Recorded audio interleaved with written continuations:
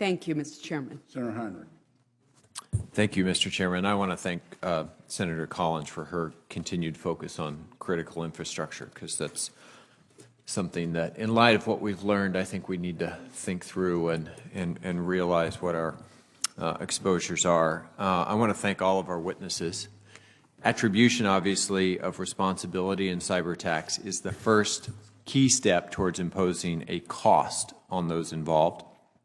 Since a number of us wrote to the President in November asking that information on Russian interference in the presidential election be declassified, the four of you in your respective agencies have done some very important work in making as much of your findings public as possible. And I want to say I'm very grateful for that. The public needs to understand what is at risk here. To those who criticize these investigations as partisan, I would remind them that Russia didn't do this to help the Republican candidate. Russia did this to help Russia and to weaken America.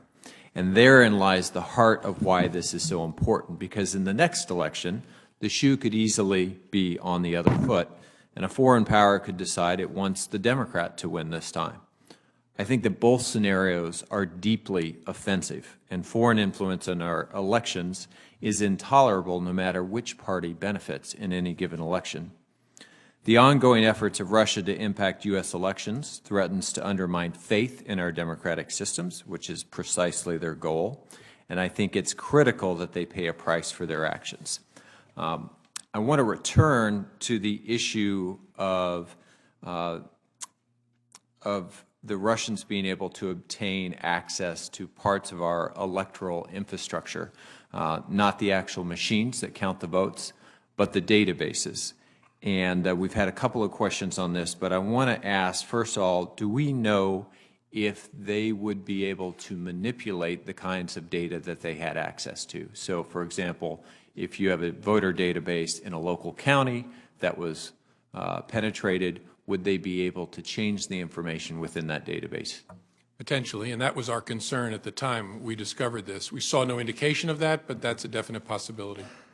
If that had happened, and, for example, the FBI or other elements of the intelligence community were not looking for that, would the electoral boards have had indications that that data had changed?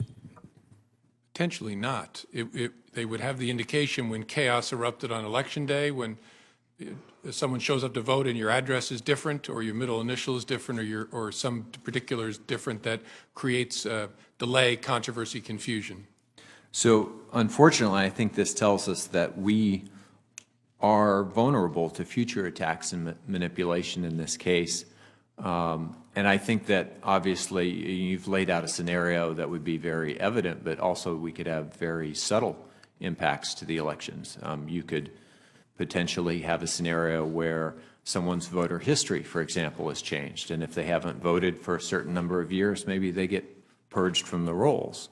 Or, you know, many of us have had, we've seen flyers of our colleagues who've been criticized for missing a particular election. Maybe they didn't actually miss that election. So I think it begs the question, what can we do in concert with those local county and city and state entities to make sure that we are protecting this data the way that we should?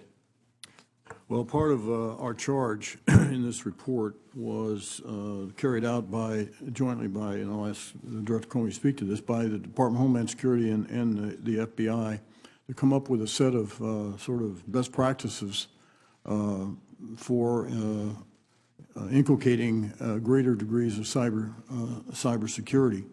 The DHS reached out in the run-up to the election to the states, and I think ultimately about every state took advantage of the recommendations proffered by DHS. Jim, do you want to add to that? No, I think that's the answer, is just understanding that they're a target and availing themselves of the expertise and technology to try to protect themselves. And then we, on the intelligence community side, pushing to the indicators of the bad guys. Director Clapper, I want to, with my last question, sort of change gears here for a moment. I asked you in the Armed Services Committee hearing last week about the role of Russian propaganda media outlets like RT. I saw a comment from General Flynn last August that sort of compared RT to CNN or MSNBC.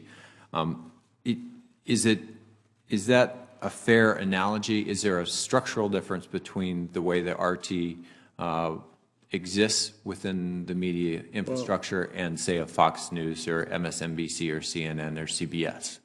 To me, the major difference here is the bulk of funding for RT comes from the Russian government, and the Russian government gives editorial direction on what RT is supposed to broadcast. So I think that's a little bit different than CNN. And they seem to exercise that discretion. Yes, they do. Thank you. Senator Blunt.